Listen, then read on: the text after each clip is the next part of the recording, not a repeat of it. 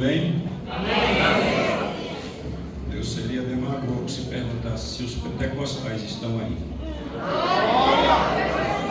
Se você olhar no meu, está no Instagram, a semana passada, uma hora dessas, eu estava aqui no DF, é o MADEB e o UNADEB. Lá é o MADEB e o UNADEB. É o Congresso de Jovens e Adolescentes de Curionópolis, no Pará. Aí você vai ver 2.000 jovens e eu falo para eles assim de propósito, falando assim, me pirraça, dá 10 glórias para Jesus. Aí eles com a mão levantada, glória. Eu falei, pirraça, vai mais 10. E ficou a marca registrada no congresso com mais de 20 pessoas salvas, muitos batismos com o Espírito Santo. E aí os adolescentes escreveram assim, o Senhor vai ficar aqui no nosso coração. 1 Coríntios é primeira. Eu queria que você, por gentileza, projetasse 1 Coríntios, quem está aí no controle. 1 Coríntios capítulo 16 e versículo 13. Enquanto você projeta, eu quero com alegria cumprimentar o pastor Francisco Fernandes mais uma vez. E bom vê-lo de novo, pastor. E vê-lo bem.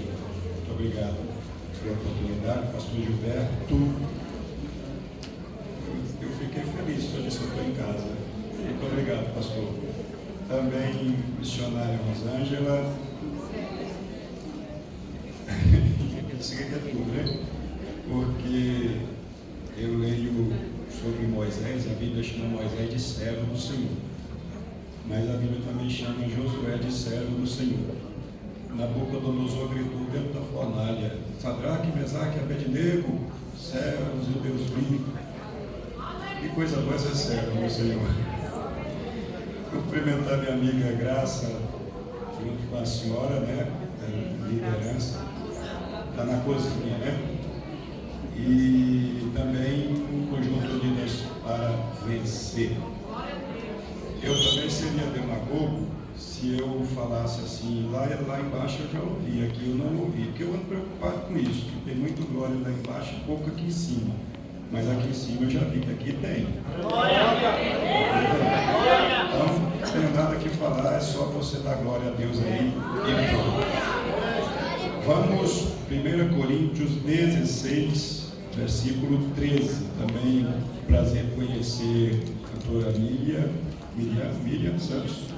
E o senhor Levi, você viu? Isso aqui é Covid, a gente não está falando ainda. Vamos conhecê-los, bom vê-los e saber que Deus deu um livramento, porque uma família de pastores lá em Balsa, no Maranhão, há uns dias não teve a mesma sorte. Jesus levou. Eu conto 3 e a gente lê todo mundo junto, combinado? 3. Vigiai, estáis firmes na fé, portai-vos varonilmente e fortalecei-vos. Vigiai, estai firmes na fé, portai-vos varonilmente e fortalecei-vos. Daquelas 4 recomendações, eu quero te pedir para frisar só a segunda. Vamos lá? A segunda. 1, 2, 3. Estai firmes na fé. Tem uma outra versão que eu gosto mais, que é permaneça firme na fé. Pode dizer isso aí só uma vez só? Permaneça firme na fé. Bom, só isso. Sentem-se, Deus abençoe. Vamos ver o que vai dar, senhores, pastores, obreiros aqui presentes. Que bom estarmos juntos nessa noite de novo. Outra vez, é sempre bom estar aqui e nessa igreja maravilhosa. Vamos ver meus amigos, eu já vi, cumprimentei aqui na Thaís e a dona Eliane está aí, conterrâneos, Deus abençoe vocês. Olha aqui para mim, está de poucos, olha aqui para mim nos meus óculos.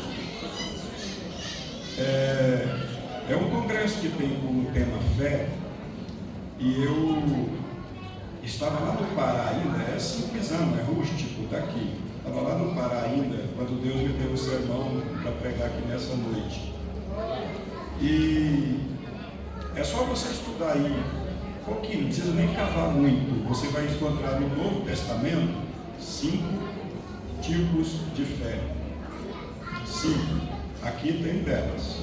Eu quero só te desafiar para ver qual é a sua. No Novo Testamento tem gente sem fé. No Novo Testamento tem gente tímicos da fé. No Novo Testamento tem gente de pequena fé. No Novo Testamento tem gente de grande fé. E tem gente de extraordinária fé. 2 mulheres na Bíblia são consideradas de fé extraordinária. Uma disse que nem precisava que ele soubesse. A mulher do fluxo de sangue. Nem precisa que ele fique sabendo quem foi. E a outra foi essa que disse: ele não precisa nem saber e eu não preciso nem tocar. Eu como das migalhas que caem da mesa do seu Senhor. Ele disse: que fé é essa? Nunca vi uma fé como essa. Tá certo? Mas eu queria que você deixasse ali, por gentileza, se for possível, para a gente frisar nessa noite o que Deus me deu para pregar, que é: permaneça firmes na fé. Tá certo assim? Permaneça firme na fé. Não adianta nada a gente pregar sobre fé e não permanecer nela. Tá certo? Se Jesus ainda está na casa, ele vai passar por aí, não vai passear. Jesus não passeia. Jesus trabalha até agora e meu Pai trabalha também. Se Jesus ainda está na casa, enquanto eu prego, manda de 10 para ele, de 20, de 30, glória que ele recebe. Vem cá comigo, porque por gentileza, deixa ali para mim, se for possível. Vamos lá. Todas as vezes que você for ler a sua Bíblia, graças a Deus eu estou na minha 32ª vez. E toda vez que você for ler a sua Bíblia, você vai dividi-la em 2 testamentos. Isso não precisa ir para um curso de teologia para saber que nós temos 2 testamentos na Bíblia. O Velho Testamento, o Antigo, com 39 livros, e o Novo Testamento com 27 livros. Na verdade, quando você olhar direitinho, o Novo Testamento não tem 27 livros. O Novo Testamento só tem 6 livros. 4 evangelhos: Mateus, Marcos, Lucas e João, Atos dos Apóstolos e o Apocalipse. Os outros 21 são as cartas, ou são as epístolas, porque são masculino e feminino. São livros e cartas. Das 21 cartas que nós temos no Novo Testamento, é claro que você sabe do que eu estou falando, 13 delas são de autoria do apóstolo Paulo. E dessas 13 cartas que Paulo escreveu, cada uma delas tem as suas peculiaridades. Quer ver? Fique aqui nesse óculos e eu vou te explicar uma coisa. É da prisão, da cadeia, chamada de Mamertina, um dos lugares mais terríveis para alguém estar, que Paulo escreveu uma das suas cartas mais conhecidas nossas, que é a carta a Filipenses, ou dos Filipenses. Porque dessa carta é interessante, porque Paulo está na prisão mamertina, um dos lugares mais cruéis da terra, e ele escreve Filipenses dizendo: alegrai-vos. Outra vez eu digo, alegrai-vos. Paulo também escreveu uma outra carta que todos nós bem conhecemos, que é a famosa carta da guerra, a carta das batalhas. É onde ele chama a cada crente e diz: se armem até os dentes, peguem toda a armadura de Deus, para que possais resistir no dia mau. Carta aos Efésios. Só que Paulo também escreveu, vocês sabem, que ele também escreveu aquele que é chamado de o Tratado Teológico. Alguém diz num curso de teologia que é o maior livro já escrito, que é o livro dos livros, que é o chamado Carta de Paulo aos Romanos. Paulo também escreveu 3 pares de cartas, que dão 6 cartas, cada uma dessas com 2 cartas, que todos vocês conhecem tão bem quanto eu. 1 e 2 Timóteo, 1 e 2 Coríntios, 1 e 2 Tessalonicenses. Também sei que você sabe que Paulo escreveu a carta do formalismo, e a carta do formalismo é a carta dos Gálatas, porque só nos Gálatas você vai ver Paulo dizendo: meu queixo caiu, estou perplexo, vocês começaram no espírito e terminaram na carne. Mas Paulo também escreveu outra carta, combatendo os judaizantes, que é a carta dos Colossenses. E eu, que gosto de estudar as coisas de Paulo, que Paulo deixou, que escreveu, eu também descobri uma coisa, que este silêncio aqui acaba agorinha, quando eu começar a falar. É que quando você vê Paulo escrevendo essas coisas, também chegamos a um ponto em que Paulo escreveu Coríntios. É só você contar nos dedos e você vai ver que o maior livro, aparentemente, do Novo Testamento é Mateus, com 28 capítulos, mas você vai ver que Atos dos Apóstolos também tem 28 capítulos, e depois tem Apocalipse com seus 22 capítulos. Mas tem outra carta que se torna a maior carta do Novo Testamento, e o que me intrigou nessa carta foi isto aqui que nós lemos, a carta que Paulo escreveu aos Coríntios. E quando eu estava descobrindo e escrevendo este sermão aqui para pregar-vos nesta noite, eu descobri uma coisa interessante, que não é possível você ficar calado quando eu terminar de falar isso aqui. Por quê? Porque Paulo escreveu Coríntios, e Coríntios são duas cartas. Logo, se você soma a 1 Coríntios, que tem 16 capítulos, e a 2 Coríntios, que tem 13 capítulos, dá 29 capítulos, tornando-se assim, então, a maior carta do Novo Testamento.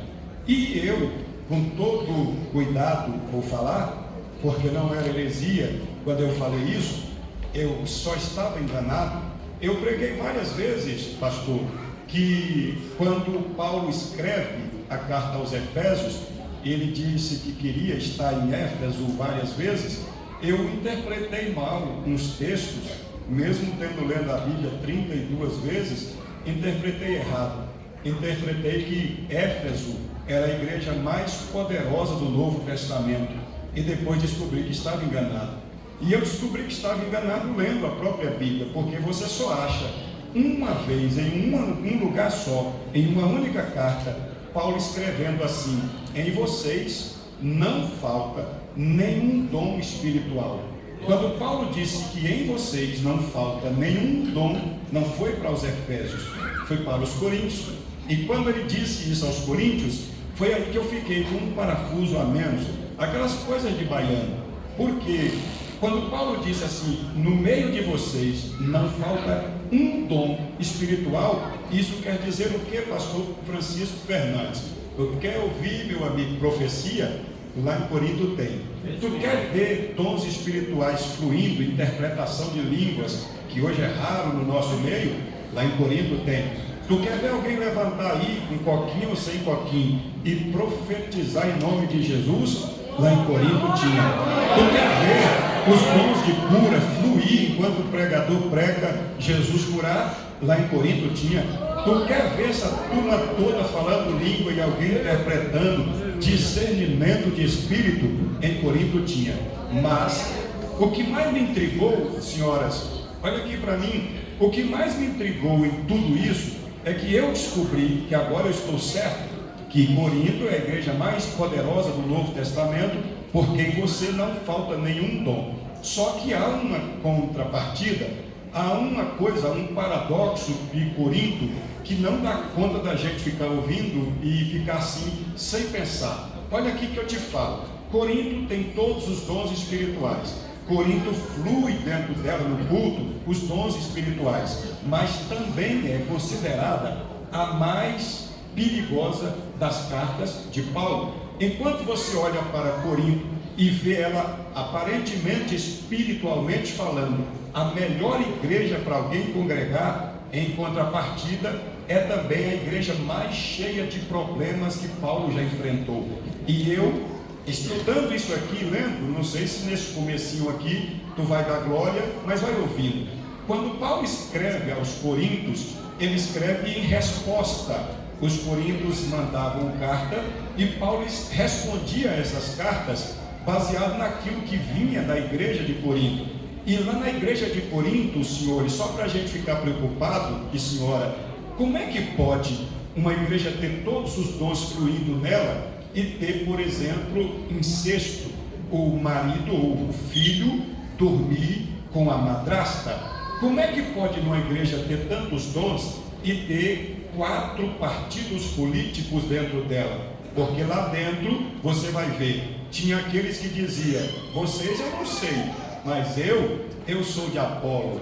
Aí tinha aqueles que diziam, então fica com Apolo, que eu sou do fundador de igrejas, eu sou de Paulo. Aí tinha outros que gostavam mais do negócio arrochado e dizia, então fica com Paulo, porque eu sou sanguíneo, eu gosto de Pedro, o meu partido é Pedro. E aí tinha aqueles outros mais elevados, enquanto vocês ficam com Pedro, com Apolo e com Paulo, eu pertenço a Cristo, eu sou de Cristo.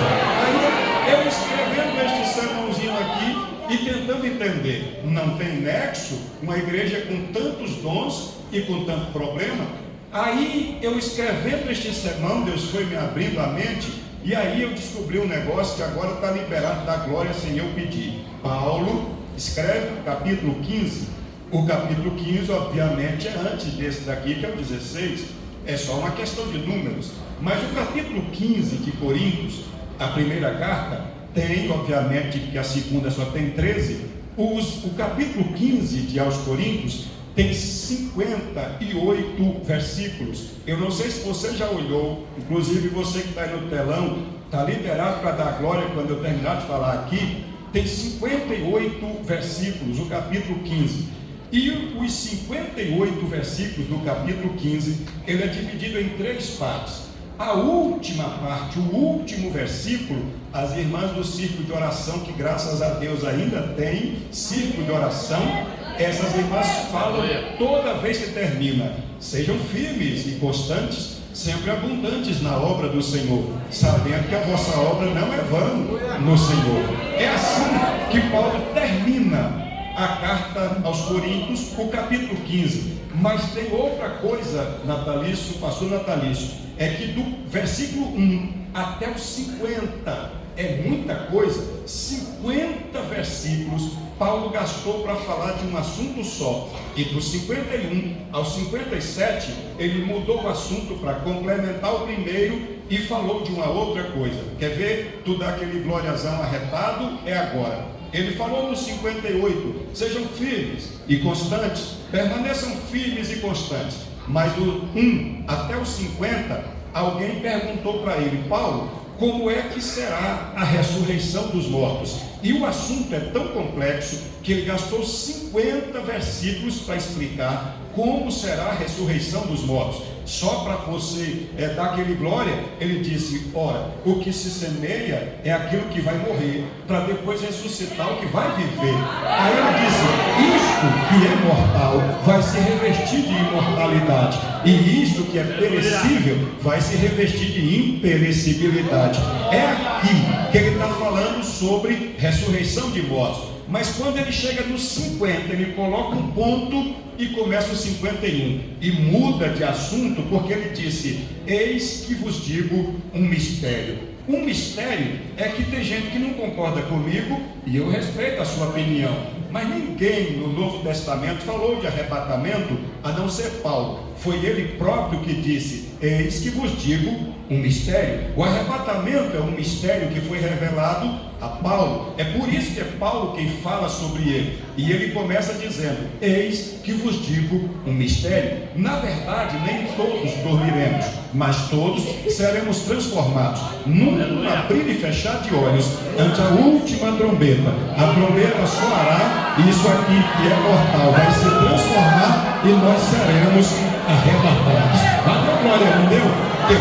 Bom, agora, o negócio aqui é o seguinte, ele gastou 50 versículos para falar de ressurreição de mortos, gastou mais 7 ou 6, do 51 ao 57, para falar de arrebatamento da igreja, e conclui, sejam firmes e constantes, porque vocês terão recompensa. Só que aí tem um problema.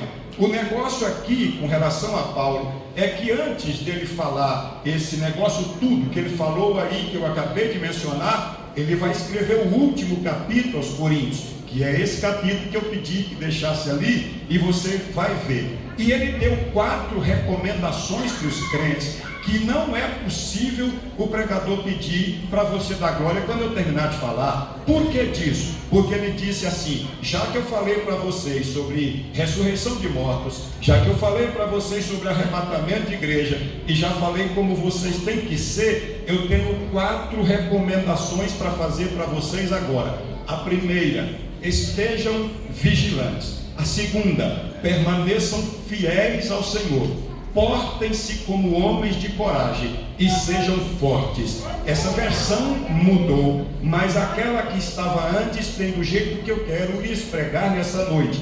A primeira recomendação, que não é o que eu vim pregar, 3 dessas recomendações eu vou só frisar. A que eu vim pregar, vocês responderam comigo: permaneçam firmes na fé. A primeira dessas 4 recomendações de Paulo é um tema até que eu quero pregar segunda-feira num congresso de homens em Aparecida de Goiânia, que é esse negócio aqui. Primeiro, Paulo disse, e agora vocês vão ter que dar glória sem eu pedir. Porque Paulo, quando terminou tudo isso, ele disse: agora, senhores e senhoras, vigiai.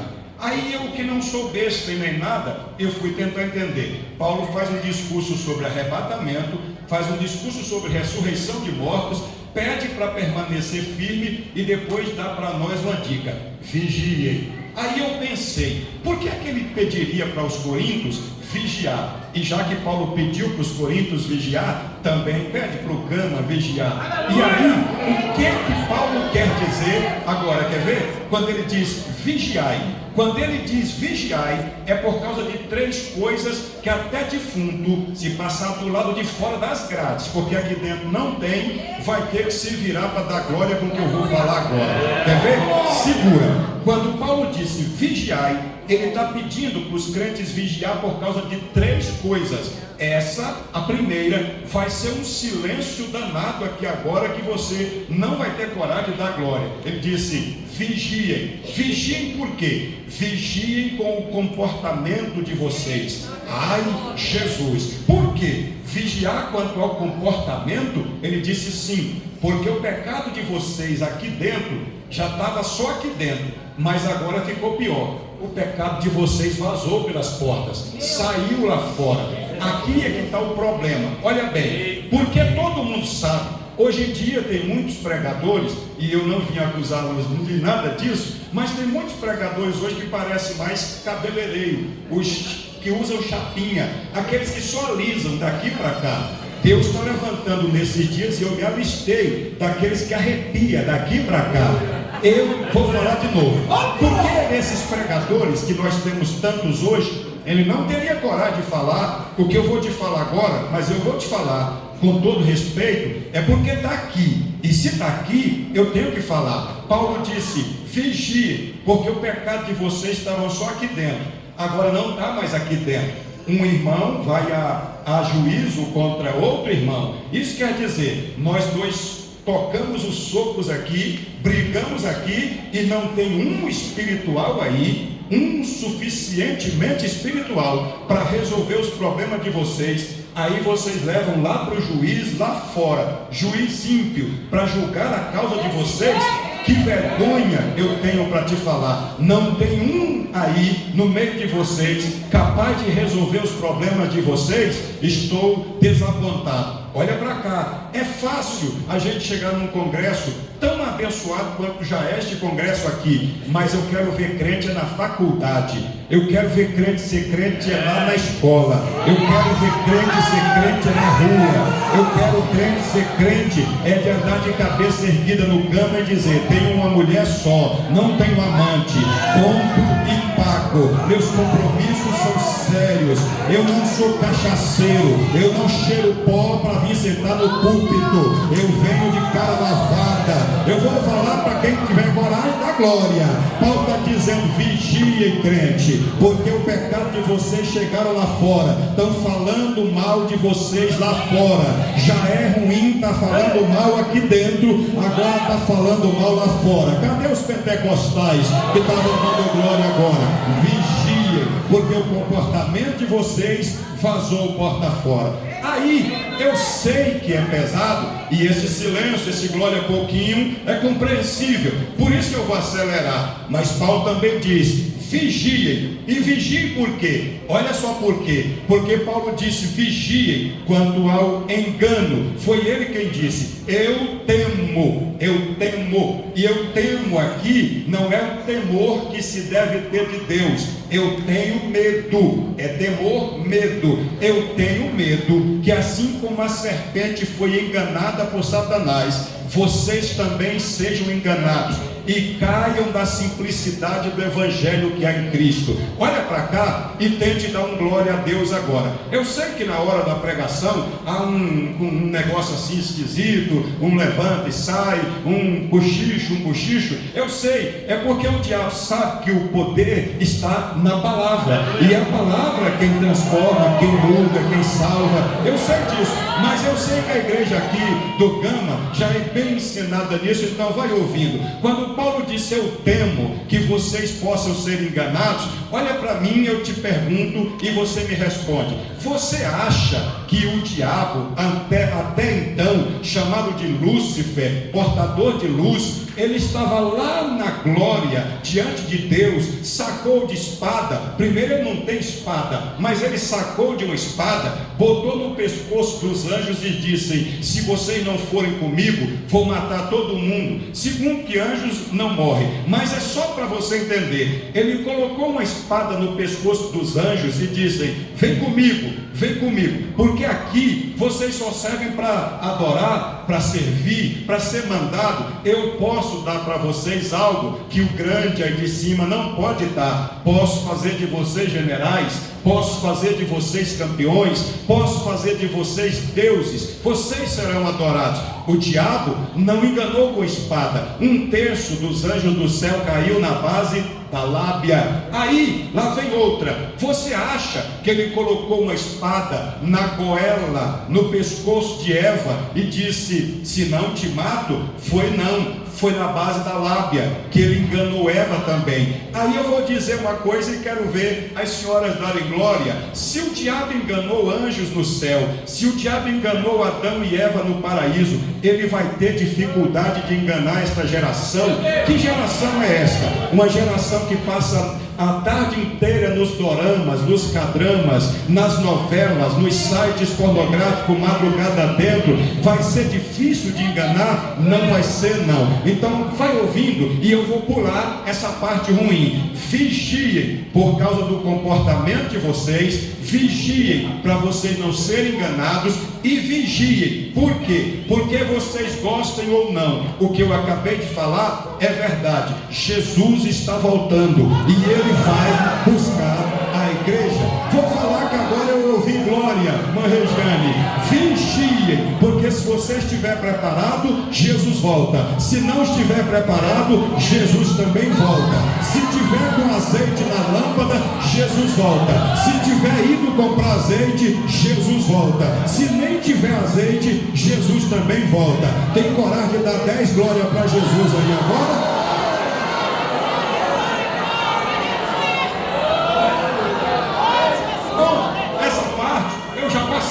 É a parte ruim, difícil de pregar. Agora olha de novo. Aí ele vai para aquela outra ali, que é o tema que eu tenho para pregar na festa, lá em Aparecida, na segunda.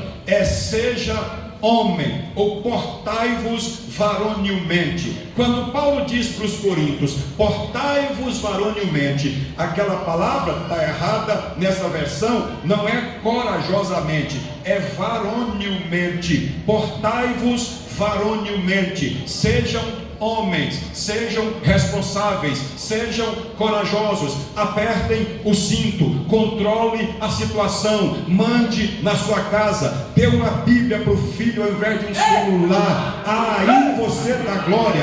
Seja homem na sua casa, ponto. Essa parte eu sei que vocês não dão vão dar glória também. Então a gente passa para a terceira, e essa terceira, tu tem que dar glória, é a última, aquela última que é fortalecei-vos. Quer ver? De lá da porta até aqui, olha nos meus óculos que agora vai sair tanto glória para Jesus que ele vai até se inclinar só para receber do que você vai dar. Primeiro, Paulo disse: vocês precisam vigiar. Segundo, ele disse: portai-vos varonilmente. E terceiro, ele disse: fortalecei-vos. Olha aqui para mim, fortalecei-vos. Eu vou falar até essa turma de cá, desse lado da glória: fortalecei-vos, fortalecei-vos. Tem duas palavras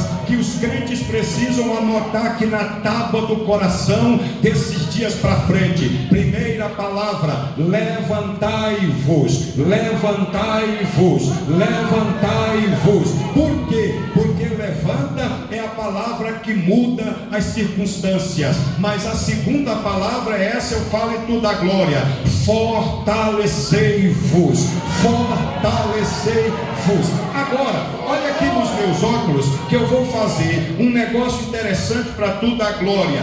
Fortalecer, eu descobri 4 coisas a respeito da palavra fortalecei-vos, ou fortalecer. Olha aqui nos meus óculos que eu te falo. Fortalecer, baseado em Êxodo capítulo 1, versículos 7 e 8. O versículo 8 de Êxodo capítulo 1 está escrito assim: então um outro faraó que não conhecia José se levantou no lugar daquele. Imagina os senhores aqui, que os senhores entendem que o versículo 8 está escrito assim: então um outro faraó que não conhecia José se levantou no lugar daquele. O versículo 8 é que diz: então se levantou. Mas no versículo 7, só para você entender o valor da palavra fortalecer, o versículo 7 diz assim: os filhos de Israel frutificaram, aumentaram, multiplicaram e fortaleceram. Aí eu pensei, não é coincidência, os filhos de Israel frutificaram, aumentaram, multiplicaram e fortaleceram. O que é isso? Porque no versículo 8, um outro faraó se levantou no lugar que não conhecia José. Eu te explico: antes do faraó que não conhecia José, que vai perseguir José, se levantar, os filhos de Israel disseram: pode ele vir, que a gente já está forte para esperar o problema chegar. A gente fortalece antes para o problema chegar depois. Eu vou repetir, tem gente que não entendeu. Fortalecei-vos, porque os problemas vão chegar. Fortalecei-vos, porque as dificuldades vão chegar. Dá para levantar essa mão aí da glória? E aí no telão também eu vou falar e tu da glória. Fortalecei-vos antes que o problema chegue. Esteja forte. Aí outra coisa para você da glória é que eu descobri também que fortalecer, como Paulo pede, é a única opção que os fracos têm. E eu, a começar de mim aqui, duvido se tem gente aqui que possa bater no peito e dizer: eu sou forte. Até porque quem bater no peito e dizer eu sou forte está contrariando o profeta que disse: diga o fraco, eu sou forte. Para mim dizer que sou forte, eu tenho que reconhecer que sou fraco. Aí eu vou perguntar: tem gente fraco aqui nessa noite? Aí levanta essa mão, porque todo mundo aqui é fraco. A gente só é forte por causa da graça de Deus. Todo mundo aqui é fraco. Aí eu descobri, para o Senhor da glória, amigo Eudes, também daí, é que quando Paulo disse assim: fortalecei-vos, eu aprendi que fortalecer é a única opção que os fracos têm. Você se lembra de um camarada sem os olhos, mas que não podia ver um rabo de saia e ficou sem os olhos por causa disso? Eu descobri que Sansão tem 3 mulheres na vida. A primeira mulher é Filisteia, casamento feito no papel, mas na noite de núpcia a mulher dele virou carvão, tacaram fogo nela, no sogro e em todo mundo. A segunda mulher de Sansão é uma prostituta, que ele estava com ela, armaram uma cilada para ele, ele arrancou os portões, não é uma portinha não, os portões da cidade, carregou 30 quilômetros aquele portão e colocou num monte lá em cima, dizendo: quero ver vocês trazerem de volta. A terceira mulher de Sansão não é prostituta. Tem muita gente achando que Jezabel trabalha por prostituição. Jezabel é mercenária, ela vai ganhar 5.500 peças de prata dos filisteus para entregar a cabeça de Sansão. Ela trabalha por dinheiro. Aí você sabe que esse camaradinho aqui, que é diferente de José, só para cutucar mesmo e dar glória, José era fraquinho por fora, mas é fortão por dentro. O Sansão é fortão por fora, mas fraquinho por dentro. Quer ver a senhora da glória? O José, quando vê um perigo, corre para longe. O Sansão, quando vê um perigo, corre para dentro, corre para cima. Por causa disso, perdeu os olhos, foi virar palhaço girando o moinho dos filisteus. Mas ele me mostra que ser fraco é a única opção que os fracos têm, é a única opção, é fortalecer. E essa tu tem que dar glória, principalmente esse lado de cá. Por quê? Porque ele não tem força mais, não tem olhos mais para ver, está girando o moinho do cárcere. Mas aí tem um versículo que deixa Satanás doidinho da cabeça, e os crentes com vontade de dar glória. Quando corta o cabelo dele, o Espírito do Senhor saiu da vida dele, porque o cabelo é o símbolo da unção de Deus na vida dele, do voto de nazireado. Quando ele corta o cabelo, a força foi embora, ou o Espírito saiu. Mas eu descobri uma cena que não tem um obreiro aqui, com todo respeito, que não vai dar um glória quando eu terminar de falar. Pensa você, Sansão assim, ó, girando no moinho do cárcere, girando no moinho do cárcere, girando no moinho do cárcere. Enquanto ele está girando, a Bíblia diz: e eles não perceberam, o cabelo da sua cabeça começou a crescer. Aquilo quer dizer, só para esta parte de terracota, né? Da glória, só para as senhoras darem glória. Aquilo que quer dizer, ele está moendo no engenho dos filisteus, e eles não perceberam, o cabelo da sua cabeça começou a crescer. Deus está dizendo: eu que estou escondendo, ninguém vai ver a unção voltar, ninguém vai ver o cabelo crescer. Por quê? Porque Deus está dizendo: está cego, mas tem minha graça, está preso, mas tem minha graça, está girando, mas tem minha graça, virou prisioneiro, mas tem minha graça. Aí ele está dizendo assim, só para a senhora da glória: aonde é que está as duas colunas que sustenta 3.000 pessoas aqui em cima? Coloca ele no meio da coluna da direita, da esquerda, e ele faz a oração mais humilhante que um crente faz. Olha lá para cima, não precisa, porque não tem olhos, talvez está olhando só para baixo. Eu toda vez que vejo Sansão, e escrevi um livro só sobre ele, eu vejo ele de cabeça baixa, girando no moinho, aquele pano todo molhado, pingando lá no chão aquelas lágrimas em cima dos rastros dele, e ele orando: ó Senhor Deus dos exércitos, só mais uma vez, eu só preciso de mais uma chance, só mais uma chance, só mais uma chance. Dá para levantar essa mão aí? Dá? Segura essa mão que eu vou falar. Este cabra é fraco, mas ele descobriu que mesmo fraco ainda pode voltar a ser forte.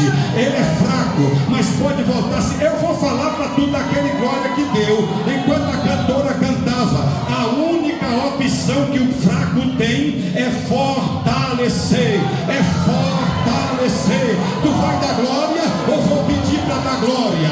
É fraco, fortaleça. Não tem força, fortaleça.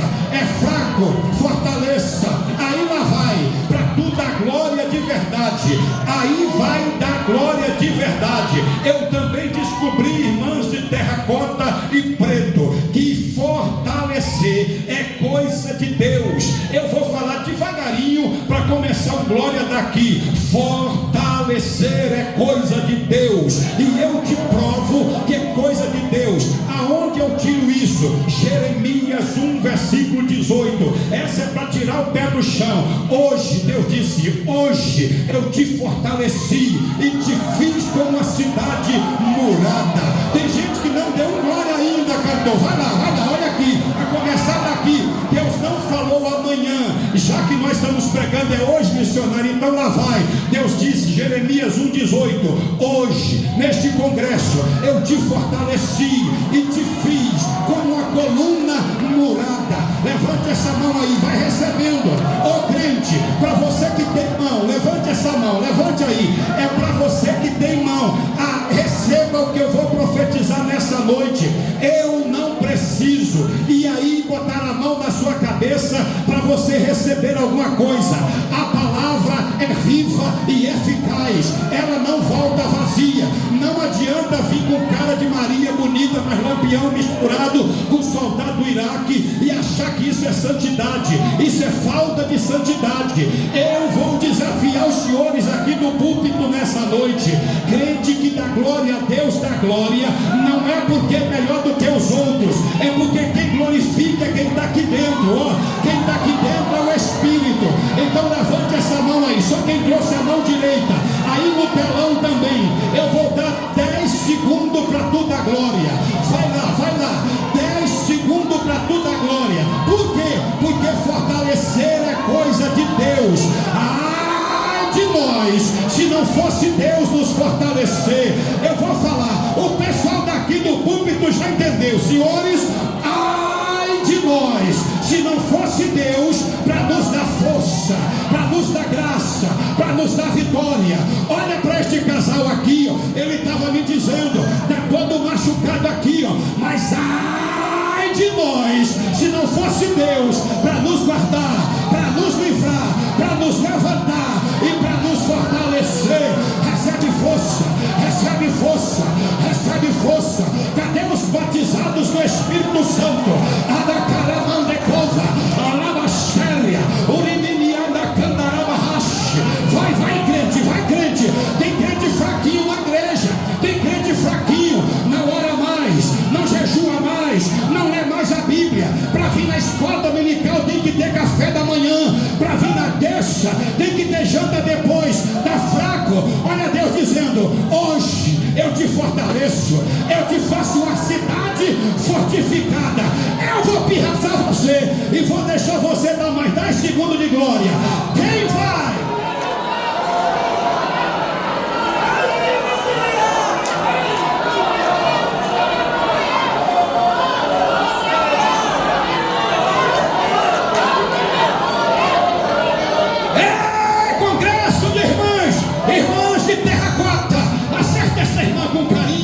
E diga para ela, é noite de fortalecer, é hora de fortalecer, é hora de fortalecer. Senhores do altar, tem muita gente que perdeu a paixão aqui em cima, a paixão ministerial, vem por obrigação, vem por um salário. Eu vou falar, Jesus, está na hora de apaixonar de novo, está na hora de apaixonar de novo. Altar é para quem tem unção na cabeça, olha o que desce até a barba. Eu vou dar mais 10 segundos para você adorar. Fortaleça, fortaleça, fortaleça, fortaleça.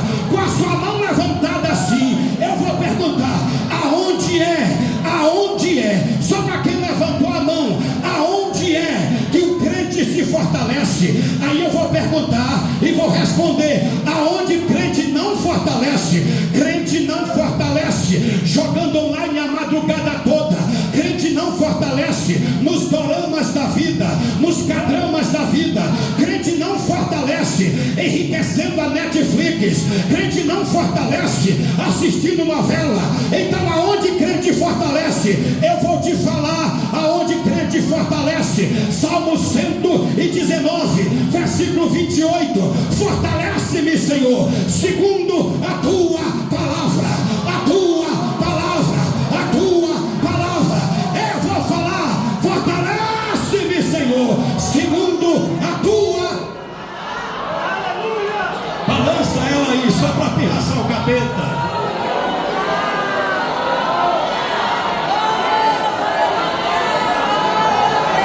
Tu desse jeito, tá vendo aí, Satanás?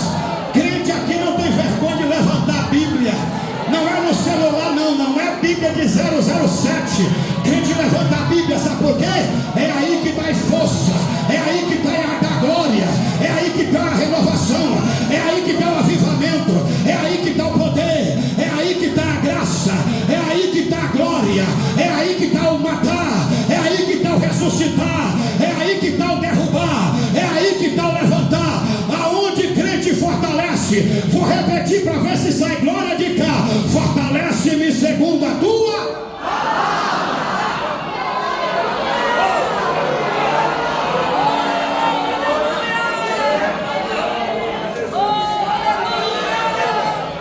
Pensa que é só isso?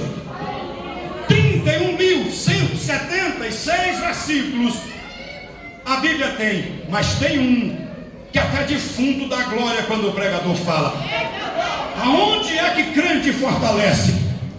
Está aqui, meu amigo, ó, bem aqui, Neemias 8, versículo 10, eu cito, e tu manda glória, portanto ide, comei as gorduras, bebei as doçuras, reparte porções, com quem não tem nada preparado para si, e não vos entristeçais, antes alegrai-vos, porque a alegria do Senhor a alegria do Senhor a alegria do Senhor não será, a alegria do Senhor não era, a alegria do Senhor é a vossa força, a alegria do Senhor, olha lá, vai lá, só quem tem boca, vai lá, portanto, ide, comei as gorduras, bebei as doçuras, enviai porções ao quem não tem nada preparado para si, porque este dia é consagrado ao nosso Senhor, portanto não vos entristeçais, porque a alegria do Senhor tu quer ver crente fica forte, é só Deus dar um sorriso lá em cima. Quando Deus olha para essa igreja e dá um sorriso lá em cima, os crentes ficam fortes aqui embaixo. Vai, é para pirraçar o capeta. Levante essas mãos aí, 1 minuto não, 50 segundos não, só 10 segundos de glória.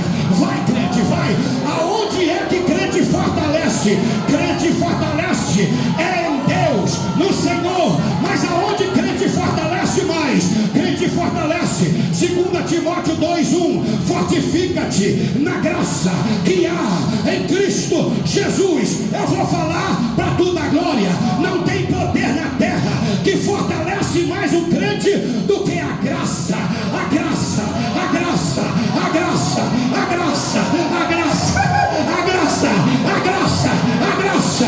Natalício, pequei hoje, mas a graça me levanta. Pequei, a graça me sustenta. A graça, pega a graça, crente. Pega a graça, crente. 1 minuto para você ser curado agora. Cadê os batizados do Espírito Santo? Cadê os das línguas estranhas? Aqui no púlpito tem. Só 1 minuto, enquanto eu falo, vai sendo curado. Enquanto adora, vai sendo liberto. Enquanto adora, vai sendo curado, liberto, transformado, renovado. Vou te pirraçar assim mesmo. Adora e seja curado. Adora e seja renovado. 30 segundos de línguas estranhas.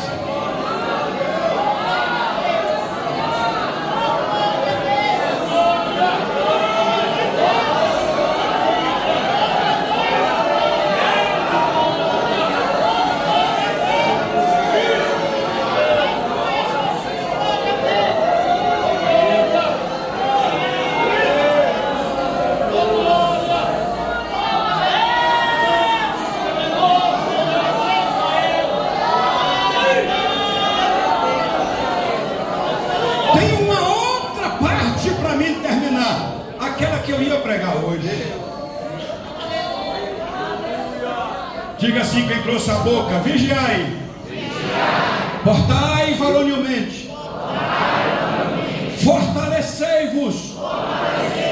E agora o que eu ia pregar, você lembra ainda qual que é? Permanecei firmes na fé.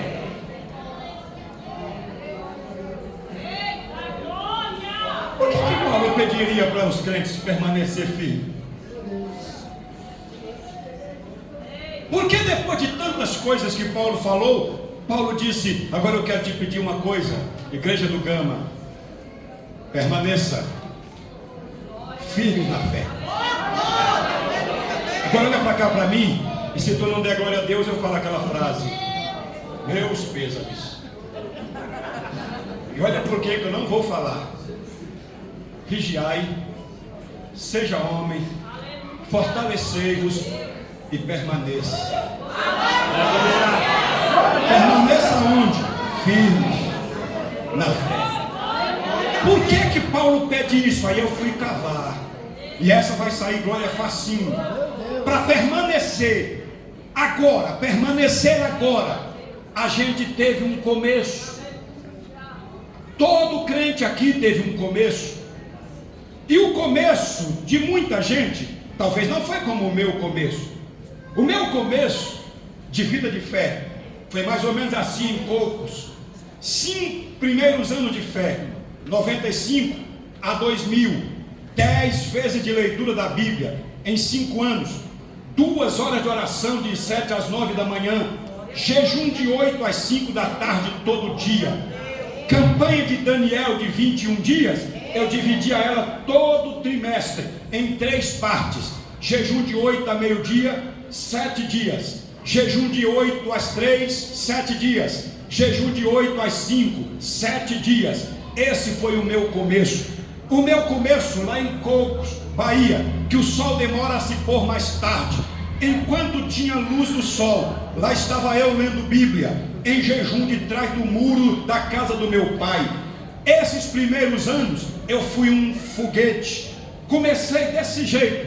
Quando eu comecei desse jeito, mas aí eu descobri que não é necessário, que tudo não resume a começar um foguete. Tem gente que começou mais devagar, tem gente que começou lento. Eu costumo dizer sem medo de errar: não se sobe degrau de escada aos pulos, é um degrau atrás de outro. Quem Deus chamou não precisa nem ir atrás do profeta, é o profeta que vai atrás dele. Vai ser degrau por degrau. Mas tem gente que é mais rápido, sobe mais rápido, mas tem gente que sobe devagar. O importante é que subiu, chegou até aqui. Aí é que está o problema, parou aqui. Porque quando a gente sobe tanto. E eu, por exemplo, falando de mim, quando eu estava nesse patamar de oração, de jejum, eu pregava onde, irmão Eudes? Em Goiânia. E pregar em Goiânia não sobrevive itinerante, porque tem que trabalhar de dia para pregar de noite. Aí chegou 2007, eu ouvi uma profecia, que eu ouvi também gente rindo na minha cara, porque disse na minha cara: tu não está vendo um baiano de terra seca? Disse assim da nossa terra, terra seca, lá no extremo oeste da Bahia, um baiano que não tem nada, vai ouvir uma pregação, uma profecia dessa e vai acreditar? Mas eu vou te falar, eu estava assim na direita, na esquerda do som da minha igreja, 3 da tarde, colocando e tirando CD para os irmãos cantar, na sonoplastia. Aí veio uma daquelas dos coquinhos, naquele 2007, Goiânia ainda tinha muita, daquelas que vem cortando, que eu nunca dei conta de fazer aquilo, e vem cheirinha de azeite. Aqui tem delas, a senhora tem cara daquelas, e vem cortando assim. Eu sou duro, não sei fazer aquele negócio, mas ela veio com aquele negócio, chegou lá no som e disse assim: faz assim com a mão, servo de Deus. Eu não sou besta, eu fiz assim com a mão. Ela botou a mão em cima da minha e disse: estou te dando hoje o céu, a terra e a água. Foi quando o camarada disse: tu não está vendo que isso é coisa de quem não tem o que fazer, de uma terra seca como a sua, que ninguém conhece, te dá céu, terra e água. Mas não foi no dia seguinte não, isso foi 2007. Chegou 2012, me ligaram de onde? Eu já falei esse negócio. Me ligaram de um prefixo que eu nem sabia qual que era, mas aí eu anotei. O cara disse para mim lá do outro lado: o senhor tem uma agenda para anotar? Eu falei: não tenho agenda. Eu vou arrumar um papel de pão, aquele de bobina, um papel daquele de bobina antigo de enrolar pão. Eu arrumei um pedaço de papel daquele. Ele disse: anota aí. Eu anotei. Uma semana depois ele mandou o localizador da passagem. Aí lá vai. Isso foi 2007, a profecia. 2012, 5 anos depois, lá estava eu, dentro de um Gol,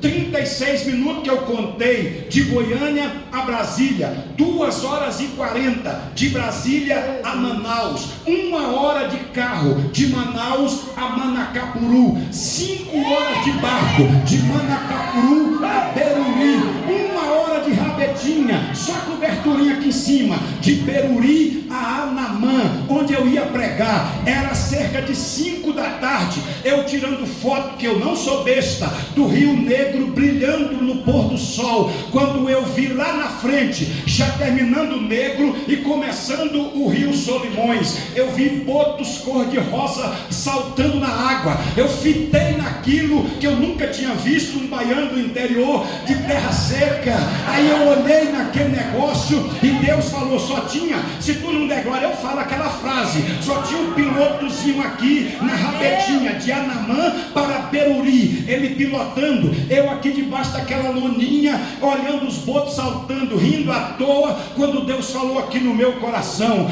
olha para cima. Aí eu olhei para cima, só tinha a lona azulzinha que cobria. Aí ele falou de novo que eu não sou surdo. Ele disse: olha além da tendazinha azul. Aí eu olhei além da tendazinha azul, e ele bradou aqui do lado esquerdo: eu acabei de te dar o céu, a terra e a água. Acabei de te dar o céu, a terra e a água. Só tem um segredo que eu passei e não te falei. Esse camarada que estava do meu lado era um presbítero da igreja, só que mais desviado do que crente. Aí quando ele disse assim: tá vendo que Deus não vai fazer isso? Eu falei: não vou falar o nome dele. Eu falei: agora é tarde, companheiro, porque quando ela disse estou te dando, eu peguei, fechei a mão e guardei aqui, ó. Agora ninguém tira isso de mim. Agora quer ver? Você dá glória. Isso era abril. Aí quando eu voltei, vou falar o nome porque é meu amigo, está gravando, pastor Domingos Eduardo, presidente da Assembleia de Deus Madureira e Imperatriz. Ele me liga e disse assim: eu nunca te ouvi pregar, mas esse ano tu vai pregar na convenção do estado do Maranhão, nas Assembleias de Deus Madureira. Era mês de maio, preguei lá até 15, 16 de dezembro daquele ano, preguei 178 vezes, andei 24 vezes de avião. Agora tu quer ver, tu dá glória, é agora. O ano passado foram 41 viagens aqui para cima, ó, 41 viagens. Esse ano, julho, agosto e até semana passada, foram 26 viagens, julho, agosto e até semana passada. Sabe por quê? Porque quando ele disse pega, eu falei peguei e nunca mais larguei. Sabe quando é que eu tenho agenda esse ano? É só para tua glória, Deus. Até dia 7 e 8 de dezembro, de janeiro, eu não tenho um final de semana em casa. Eu tenho agenda até dezembro do ano que vem. Sabe por que eu estou falando isso? É porque eu vou te falar uma palavra profética. Quando alguém for usado por Deus para te entregar, para com esse negócio de achar que é da carne, é do capeta, ou seja lá de quem for. Só pega, faz assim, ó, e guarda aqui, ó. Se é de Deus vai cumprir, se não é de Deus ninguém vai pecar. Levante essas mãos aí, quem trouxe as mãos, e eu vou fazer tudo da glória. Olha para cá, todo começo é assim, ó. A gente vai, é reto, só que chega lá em cima, a gente para. Sabe por quê, meu amigo Eudes? Porque hoje, para vergonha minha, tá filmando, eu não oro mais as 2 horas de antes, eu não jejuo mais aquele tanto que jejuava antes, é só viajando para lá e para cá. Essa semana passada eu fiquei 2 dias em casa, dei um beijo na dona Dorcas e saí no outro dia para atender a agenda. Por quê? Porque as agendas não estão dando conta. Esse pregador